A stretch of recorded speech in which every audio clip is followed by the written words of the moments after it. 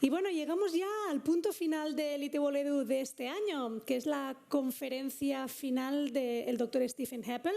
Pero para presentarle me gustaría que viniera al escenario, bueno, primero, antes de nada, perdonadme, un vídeo.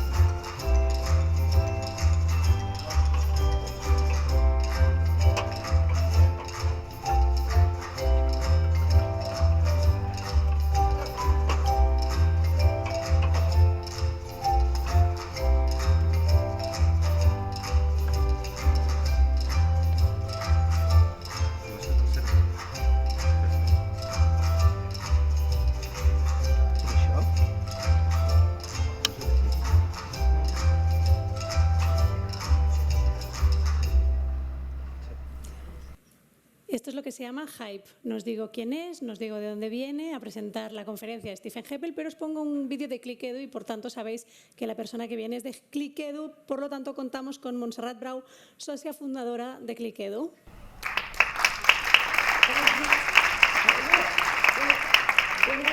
When I was told, I thought, Jesus, what can I say about a man who has devoted his life to making learning better, as you say in your webpage?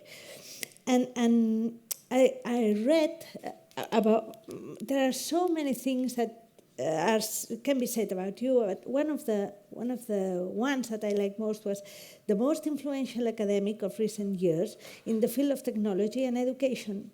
And it's said by the Department of Education and Skills, which is not bad. And I really invite you to visit his webpage, where you may find information about makers for makers, it said, which is, I think, one of the most awesome things I've seen about technology and education in the last years. But I found actually something about the shoeless schools. And yesterday, when I saw your GSA presentation, he was sitting here, and I asked him permission to practice what he says, because he has a tendency there that says that children without shoes learn better. So, as I have to close these conferences, I thought, Jesus, I could do it. And I've got my socks.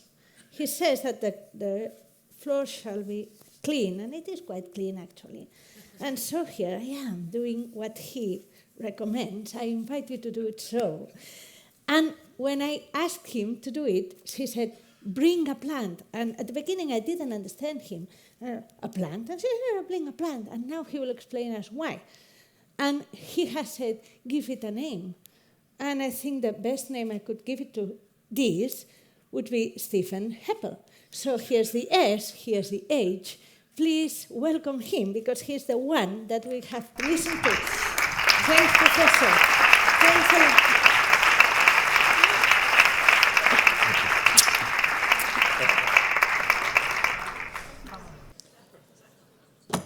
So, of course, I had to take my shoes off. We will get to that. Thank you for staying. The weather outside is terrible. We should stay maybe for 12 hours. Let me tell you a little about myself, just a little, because all you know now is that you think I'm crazy, so maybe a little more is useful. I'm a grandfather. I live with these two very small people. They live with me. I've been a professor for 31 years, so I'm very old, or maybe I was a very young professor. Look, here is me as a very young professor on the BBC saying, computers, they may be the future. And by the way, publishing a booklet with the BBC, which was, help your child with computers at home, because even back then in the 1980s, people were worried, children and technology, as they worry today. I mean, parents worry, grandparents worry. I've had a lot of projects. You can see some of them here. I'll point to this screen, but you can see on that one as well. So this was pioneering CD-ROMs. We made the first CD-ROMs in Europe. I was actually the biggest producer of CD-ROM in Europe for 2 years. We made 20,000 in 1 year and 40,000 the next. I was like, wow. Now I think they make that many in a minute, but this was an early project with mobile phones. When we put the very first mobile phones in the classroom more than 20 years ago now, the children said, I can phone somebody up in France and practice my language skills. The children knew straight away what they would do. If you saw me down here, by the way, during the slide sessions just before I came up, you'll have seen me holding my phone up because my phone does a simultaneous translation of the slides. I just look at the camera and I can see all the slides in English, so phones have come on a bit, haven't they? We still have schools maybe trying to ban them. The project in the middle was with Tesco, our biggest supermarket chain in England, where we had children all over the country, all over the world in the end, doing tasks. Find the most famous person where you live, ask them about their school days, blog about it. What was interesting was that became the Guinness Book of Records biggest internet project in the world, because in those pioneering days, it was easy to do the biggest because not many people were doing things. Right down here at the bottom, this was a community of schools, and it was all done with teletext and electronic mail, probably 15 years before the internet. Why I'm telling you about these things is because in schools we led industry, we led our colleagues, we led our sponsors. This was the Tesco project. It was on every carrier bag, every single piece of shopping everybody did in the country. They got a carrier bag with the brand on it, and it said loud and clear, are your kids taking part? And that was good for the kids, but it was also very good for Tesco. Here you can see Tesco. This is the online shopping in England at the moment. You can see, I think here, this is Tesco along the top, head and shoulders above all the others, because working with children on a big online project, they realised very early that people would want to do more online than just blog. They would want to shop and do more. So we've learned a lot together about how to make learning better, and also here I'm doing the same for Saudi Arabia. This is, I wonder if you can spot me in the crowd here. Oh yes, that'll be me. I'm doing learning for the British Olympic team. We will have noticed that in Rio, Team GB was the second best country in terms of the medal table If I go back to Atlanta in 1994, we only got one gold medal, and that was for rowing. In those days, Britain was very good at sports where you sit down, so we were good at cycling and rowing and sailing and Formula One. Any sport with a chair we were very good at. Now we've learned to stand up, and I'll come to that in a moment. And as I look around the world at what others are doing, I get pretty excited by some of the challenges. And I'm also a judge for the BAFTAs, for the Cinema Awards, because cinema needs learning too. So I get to walk down the red carpet with the stars. This is my wife. When you're not famous, you have to take your own photographs, you understand. And I go in front and she takes me, Here's me. Oh no, this isn't me. This is why it's nice to party with stars. Yes, that is champagne. And the schools we're working with all around the world, the results are just remarkable, really. This is Mark Oliphant. I was thinker in residence there for 4 years, and you can read the numbers. I'm sure when we opened, not very many children got a university place. Only 36% got to the end of school and did their exams. 4 years later, the 36 turned into 100. And the nicest thing for me was watching them come up on stage to graduate, and they didn't sort of do a selfie or do something silly. They accepted their certificate, went straight down to sit in the front row and applauded each other. They graduated 100% as a team together. Well, this makes my life rather nice. Let's have a look at some of the things we've learnt in this journey. Well, maybe let's have a look at what I said to our government in England when they asked me, Stephen, what does 2025 look like in terms of educational technology? And I had the luxury of a year and a whole team of professors and other people, a lot of school teachers, some children. We were pretty clear by the end of three things. Firstly, learning is going global. Pretty obvious, really. Secondly, we're going to know a lot more about how we measure good learning and how we make good learning happen.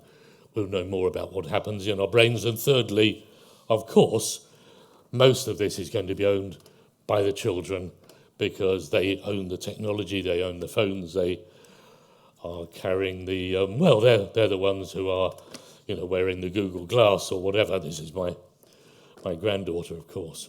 So it's not simple just to say learning is going global, because the minute we say that, we've got to say, well, hang on, because learning is going global. If I'm working with other schools around the world, they may be on my line of longitude. We're all having lunch together, or we're all having breakfast together, or we're going to bed. That's fine.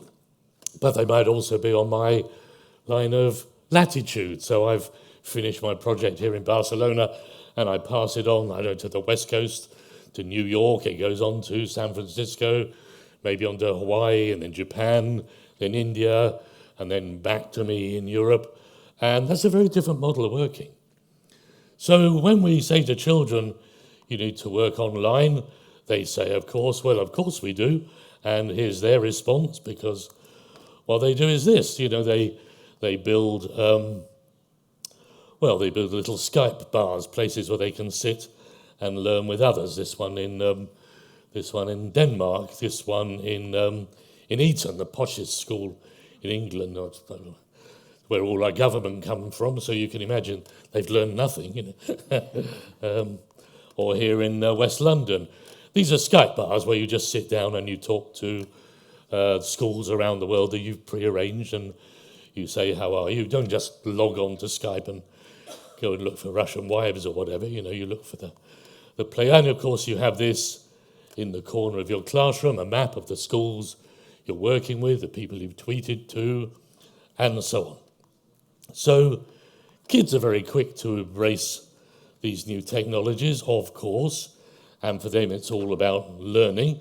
Look, if I go to Google, helpfully have digitized hundreds of millions of books from the year well, from 1900 really through to almost now. So I can put in a word like here, we're looking at education, and I'm seeing how often does the word education appear in a book? Well, you can see education sort of peaked around about the early 1970s. If, on the other hand, I put learning in, let's do it live, why not? I get a different result. You can see learning is going up because learning is a bigger thing than education and is more important. By the way, if I start talking about the spaces where we learn, you'll see that suddenly it's really, really fashionable. And maybe if you want to depress yourselves a bit, maybe, what should we put in? Let's put in fake news would be an interesting search. Well, fake news, oh look, you can see fake news. The last time we had a peek about fake news, we had a world war. So maybe not such good news. Let's start looking at how we harness technology to make our learning better. The teachers in the audience, things you can take away tomorrow, well, Monday, and do in your classrooms. And this comes, of course, from sport. So when I started working with sport, this was a typical coaching room. This was the English hockey team headquarters, and they don't mind me telling you that. You can see there's a very bad projector, lots of chairs all facing the same way, not very good storage. The light levels are pretty poor. I think nobody would want to go and learn in that space. Nobody did go and learn in that space. They never won a medal of any sort. Now, this is their learning space. You can see the difference. First of all, there are multiple screens around the wall. You can see, I think you see this one here, another one here, one behind me where I'm standing.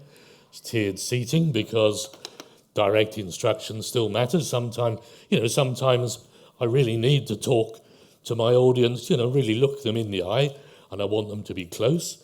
So we have the tiered seating to allow that to happen. And also, of course, I've got, because we know cognitively what's happening, we've got objects on the floor, and I pick them up and move them, and when I do, something buzzes in my brain, and that parks that little memory on a shelf labelled penalty corner, and I remember it. And if you follow hockey, you'll know that these girls who won the gold medal in Rio, of course, got to the final on their set pieces, which they learnt in this space. But look at the teacher. That's a taught pedagogy there. He's not just lounging around.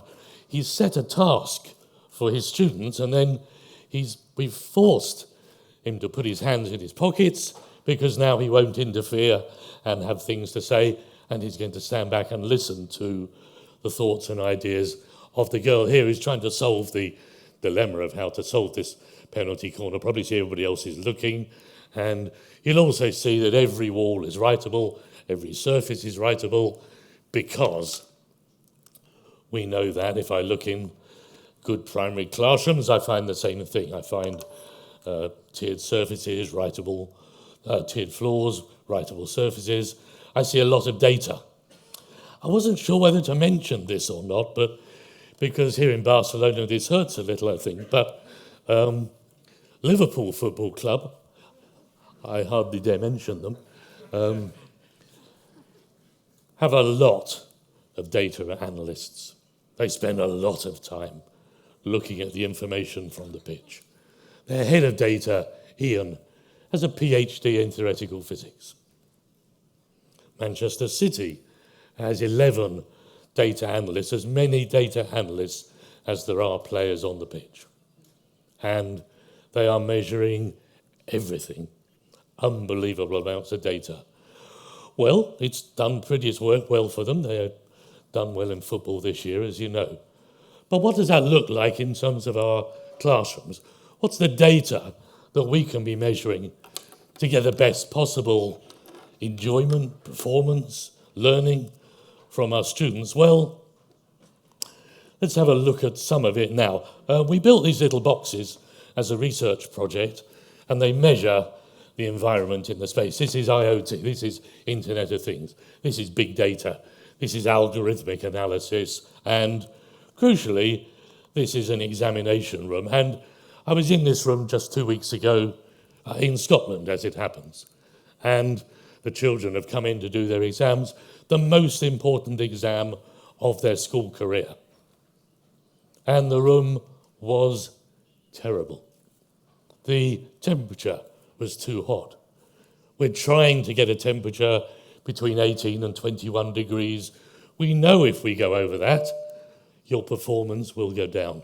By 23 degrees, your maths performance will be the best part of 2% worse than it would have been at 21. By 25, it's like tearing the back off your examination script. The decibels are quite quiet. It's an exam room. Nobody's singing, you know. But the rhythm of the fan at 93 beats per minute is hugely distracting.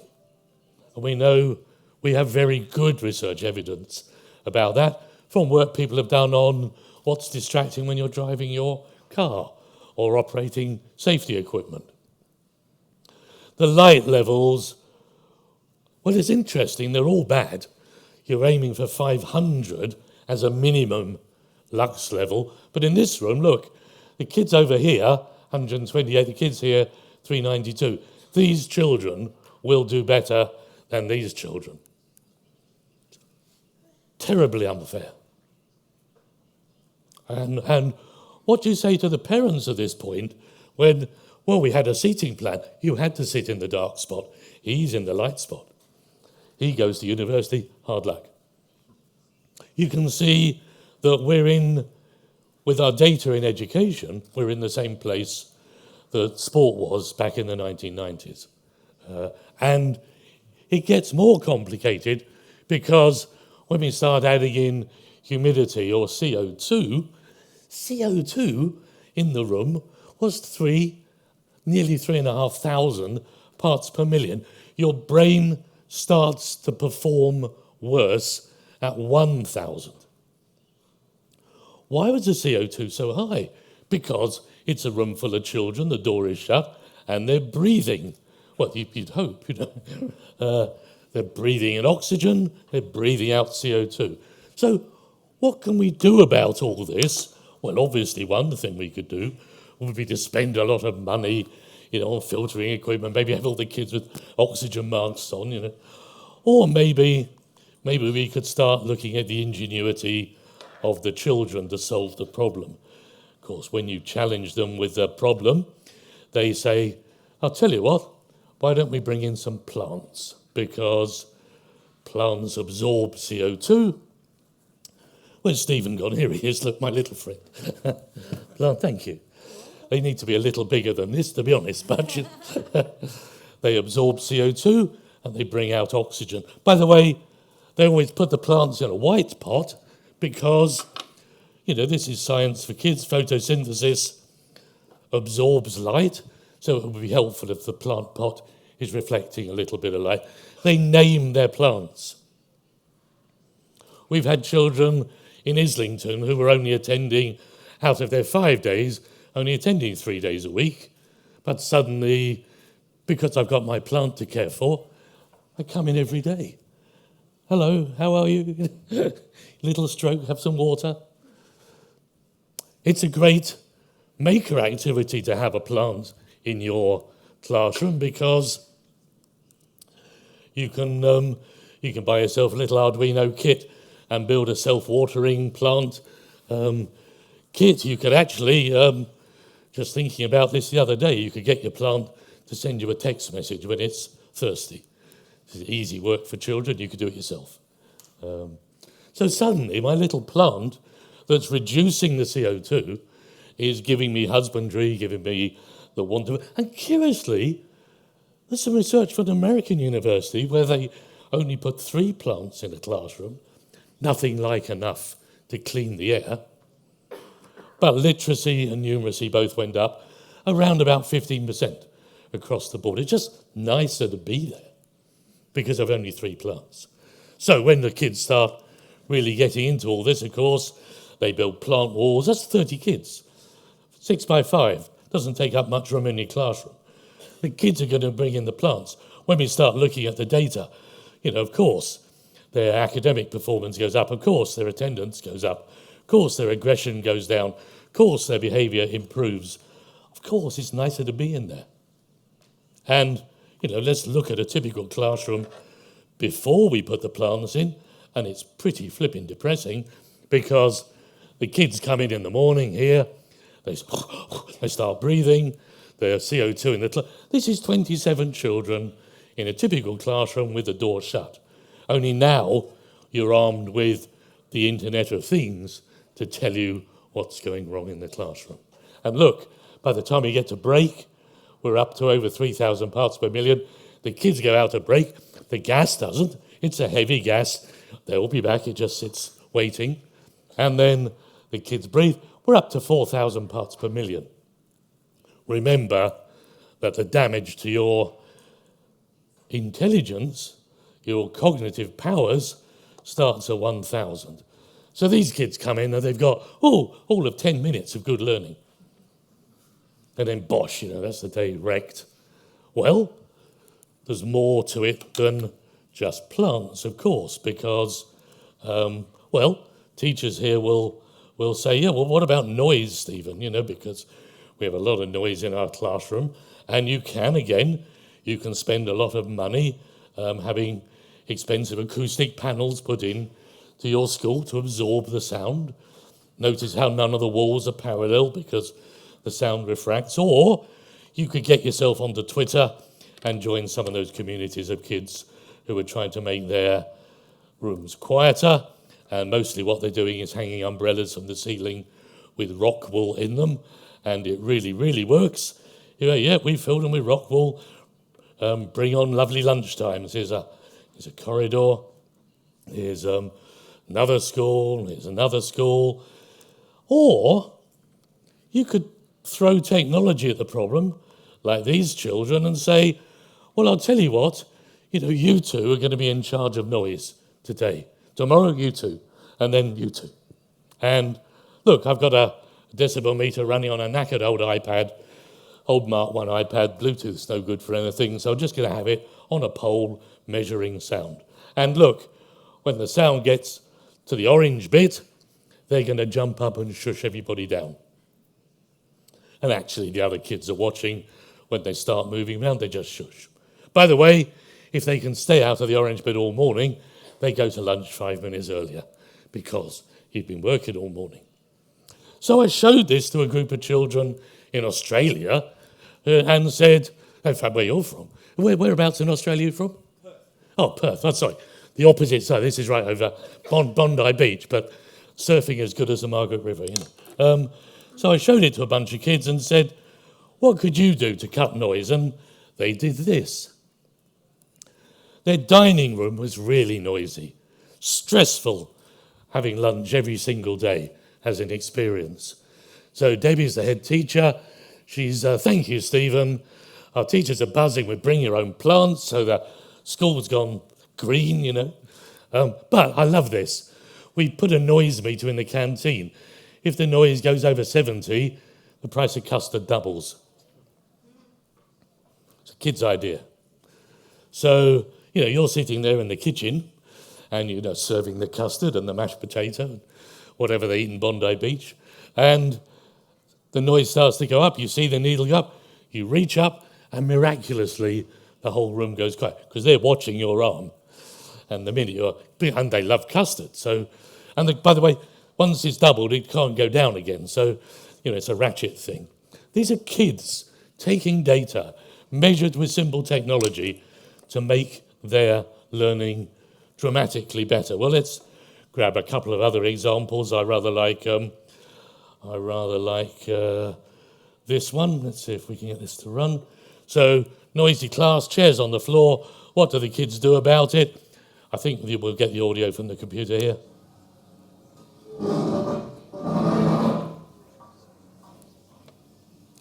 This is kids taking control of their own learning because they've been using technology. Look, these kids in Madrid, the noisiest staircase, this is the noisiest part of their school. So they're measuring the decibel level in their class, and this lad here has got the decibel meter running. The girls are videoing their feet to find the quietest way to walk on. And if you walk on your heels, it's quite loud. you walk on your toes, it's a lot quieter because your heel has a hinge in it. So they've learned this, they've measured this, they've set the protocols, they've taken charge of that noisy space in their classroom, they've grabbed hold of their own learning. Let's look at a couple of other examples while we're here.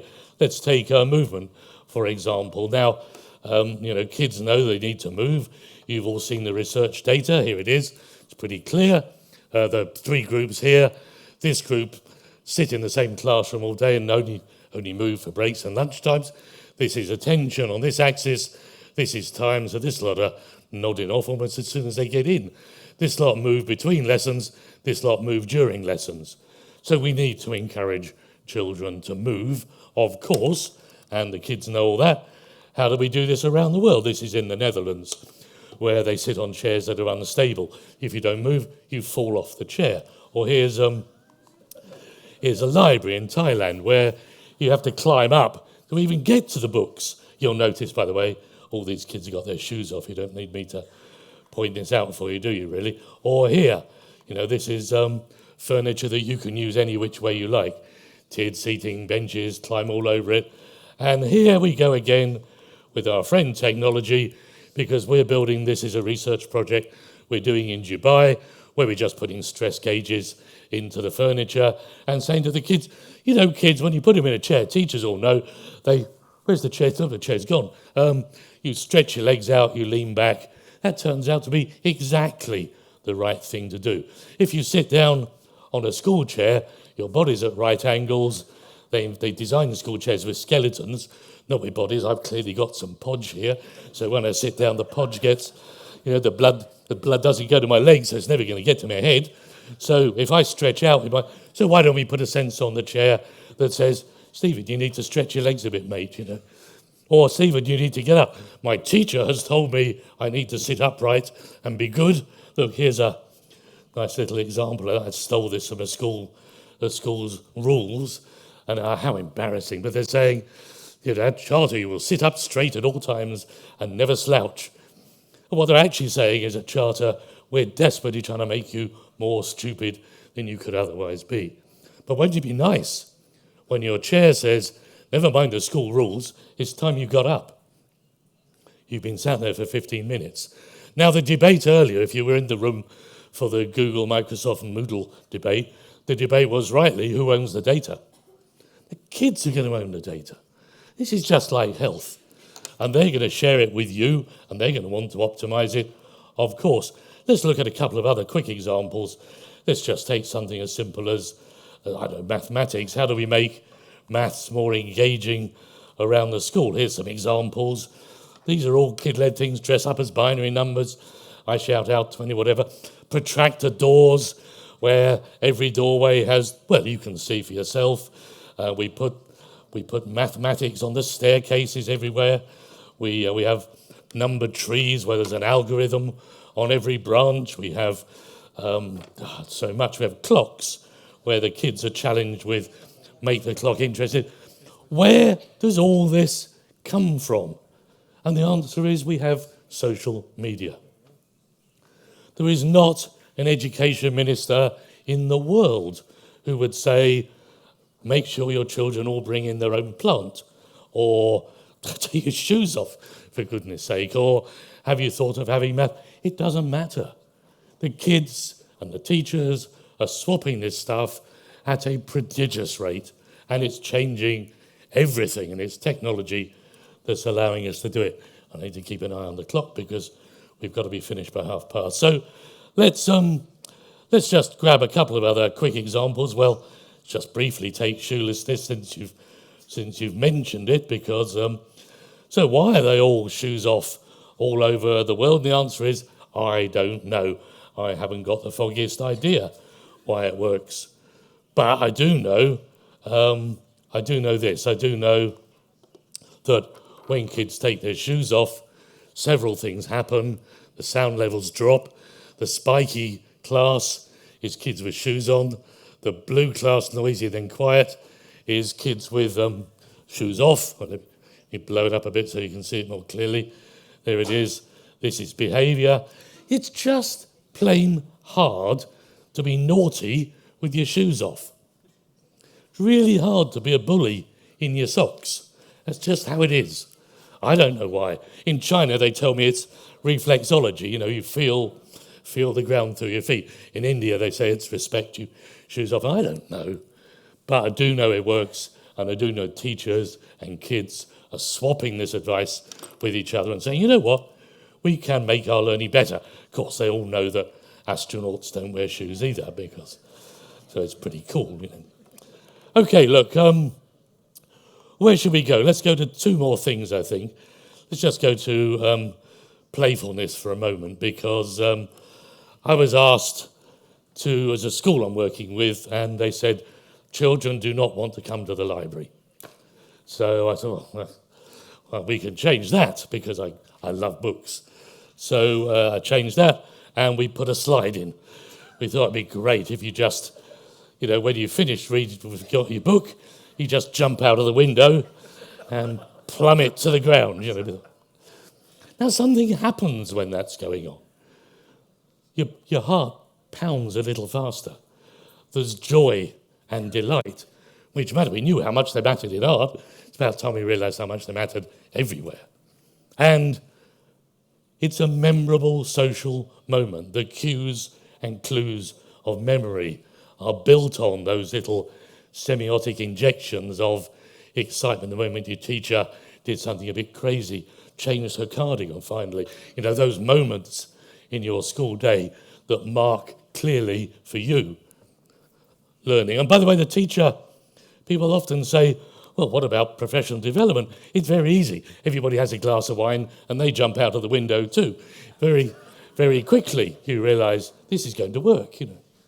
And of course, people wibble on about, oh, well, what about 21st century skills, you know? Okay, what about 21st century skills? Let's have a look at every Google office in the world, and what do I find in them too? Not because it's quicker to come down on a slide, but because they know the cognition, they know the importance of memory in your working days. So look, let's start putting this together before you all fall asleep and my plane leaves or whatever. Well, first of all, it's just worth saying every damn thing works. Everything works. Now, some of it works because it's just common sense, you know. I love this in the middle. This is a classroom in, curiously enough, in Spain, where they're saying in English, our classroom is under construction because they're never going to finish it. And I'll just show you the loop in a moment. But the reason it all works is metacognition. The reason it all works is reflective practice, asking students about how to do their learning better and arming them with the research tools to look around the world and see what the others are doing. Oh, look, here's a school with a conflict resolution table that they've taken straight from the Arthurian legends, one of the SEK schools in Madrid. Were you having an argument? Don't have an argument? Go and sit at the table. Nobody will stand up until the conflict is resolved, because that's how the Arthurian legends dealt with it. It's kids' solutions. Secondly, I don't think we always want to default to the universities for answers. And I say this as a professor in 3 universities, mainly in UCJC in Madrid. This is the innovation room from an English university. And I'm not going to name them because it's embarrassing, frankly, but you can see they have an innovation around a room for innovation. Coming just to innovate in here. I'm thinking in some innovation, you'd better go to 253. And your time, you've got 40 minutes to innovate, you know? And then your time is up, you know. Clearly nonsense. Well, some universities have got another way, and let's just look at this. So here's a bunch of kids in West London who transformed their room. They got a small grant. They put in mood lighting to change the mood of the room. They've got tiered seating. They've got writable surfaces, stuff you're familiar with. They shared it with a bunch of kids in Denmark who, you know, glamorous Danish girls, very handsome, very tall, very fit, very black English boys in London. They're flirting, of course, about who can build the best classrooms, you know. And They went on to build lovely classrooms in Spain because those two groups got together to share what they'd learned. I love this. This was the day this opened, and they haven't quite worked out how to stick the edge on the table yet, but they do know that a hollow surface gives you privacy and a convex surface gives you gregariousness. So they did know they wanted a wiggly edge because that was better for them in terms of their learning. And then they shared it with, by the way, while they were doing that, they said, we haven't got much money, but we'd love to have one of those interactive tables. You know, Microsoft sell them for, quite a lot of money. But I'd only given them a grant of €500. They said, you know where this school is. And only 500. And by the way, when they opened, they gave us back €100. They said, we didn't need all the money. We've been able to mash up our learning by talking to others. And they did this by taking a board writer pen, putting some circuitry into the pen, and then when you use the pen, it talks to a Wii controller on the old projector in the roof, and that gave you the interactive surface. How did young teenagers learn how to do this? YouTube. Went to YouTube. How do I build an interactive surface? Gosh, there it all is. So kids have that ability to help themselves, to make their learning better, to do remarkable things, and that leaves us with a challenge for the last 3 minutes.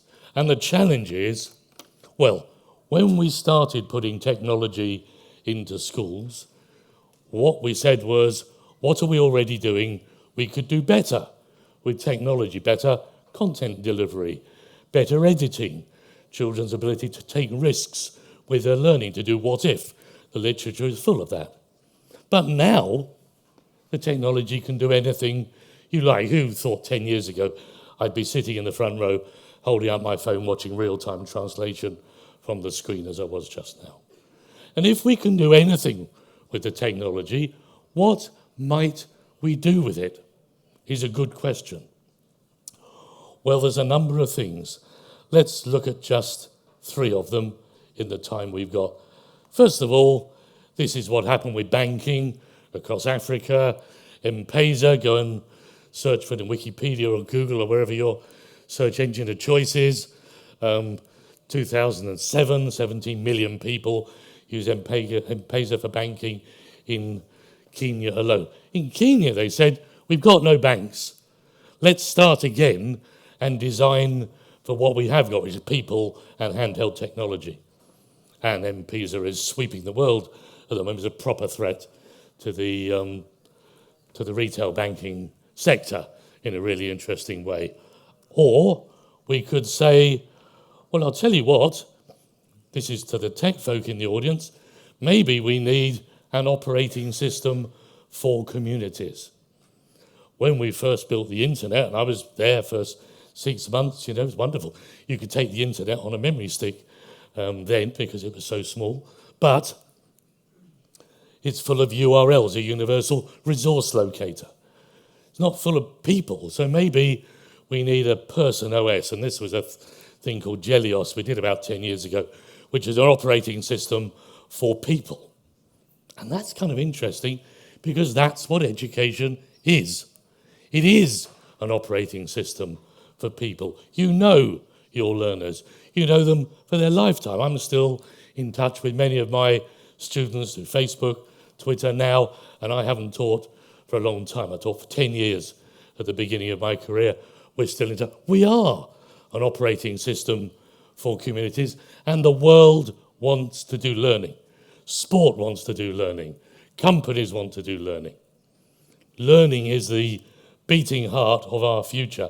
And let me just show you, lastly, what I'm doing with it, because I think this is really interesting. Well, here we have, my daughter runs a thing called Beach School. I'll show you very rapidly.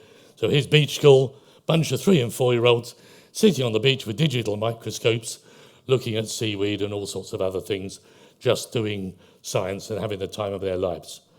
I've just embarked on a project with Pakistan where we have 25 million children who are out of school, will never have a school, there'll never be enough money to buy one. Oh, that much? I thought I had less. Okay, I've got 5 minutes. I won't take it all. Where 25 million children, no schools. Even if I had schools, where am I going to find 1 million teachers for 1 to 25 is not going to happen. But taking the model from beach school, where the children have just got the challenge of helping each other in the environment that they live in, looking at the flora and fauna of their lives, throwing chemicals in the fire to see what changes. Those kids we saw earlier with the digital microscope, looking at sand, 3 and 4-year-olds, were saying, why are there little coloured specks in the sand? And we had to say, well, that's plastic, because the world is awash with plastic and the plastic fragments end up in the sand. Well, that's not right. 3 and 4-year-olds doing what 10 years before would have been a PhD.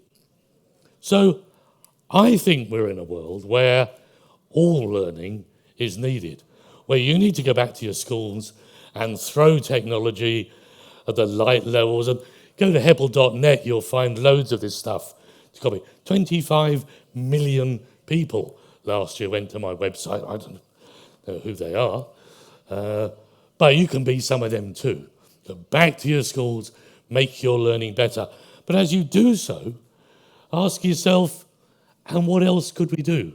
What can we do beyond the walls of the classroom? What can we do in the fields, in the playing fields, on the pavement, in the families, in the churches, in our community? How can we make learning around the world better? And if you do that, those 25 million children in Pakistan can be 250 million children in Somalia and Yemen. I've been to Yemen. I know what it's like. People dropping barrel bombs through the roofs of schools in Syria. When you talk to the kids, they still want to be astronauts and doctors. There is nothing undimmed, there's nothing dimmed in their ambition. So I'm just asking you, really, to go back to your own learning, in your families, in your schools, in your companies, make it dramatically better and share what you've done with everybody else. And together, you know what they say, a pot boils from the bottom up. Together, we can make learning so good that it mends the world for those hundreds of millions of children who are sitting waiting for something better to come along. The something better is learning, and it's you. It's you. Wealthy Spain, nobody's bombed your babies. You thought you had an economic collapse. You don't know what an economic collapse looks like until smoke's rising from every building in Barcelona. You have the luck, you have the opportunity, you have the wealth, you have the stability. Take it and mend the world with learning, and start now. Thank you very much. Thank you. Thank you.